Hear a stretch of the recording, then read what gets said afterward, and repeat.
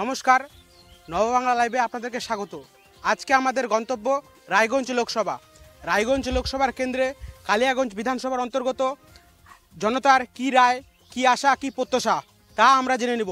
নমস্কার, আপনার কি নাম? আমার নাম মহেব আলী। সামনেই তো লোকসভা নির্বাচন, হ্যাঁ। কি কি বিন্দুকে রেখে সামনে ভোট দিবেন? আমরা কি কি উন্নয়ন হয়েছে, কি কি অনুন্নয়ন হয়েছে, কি কি চাইবেন সরকারের কাছে? আমাদের মমতা দিদি গ্রামের উন্নয়ন আমাদের ভালো পাইছি। হ্যাঁ, আমরা কৃষক বন্ধু পাইছি। হ্যাঁ, বৃদ্ধ ভাতা পাইছি। আর ওই যে মেয়ে ছেলের যে কন্যাশ্রী এটাও পাচ্ছি। হ্যাঁ, লক্ষ্মীর ভাণ্ডার পাচ্ছি। লক্ষ্মীর ভাণ্ডার তাও আমাদেরকে এখন 1000 করে দিল। হ্যাঁ, আমরা মমতার খুব উন্নয়ন পাচ্ছি। আগামী দিন তাহলে প্রধানমন্ত্রী হিসেবে কাকে দেখতে চাইছেন? আমরা তো প্রধানমন্ত্রী হিসাবে আমরা তো মমতা দিদিকেই দেখতে চাচ্ছি।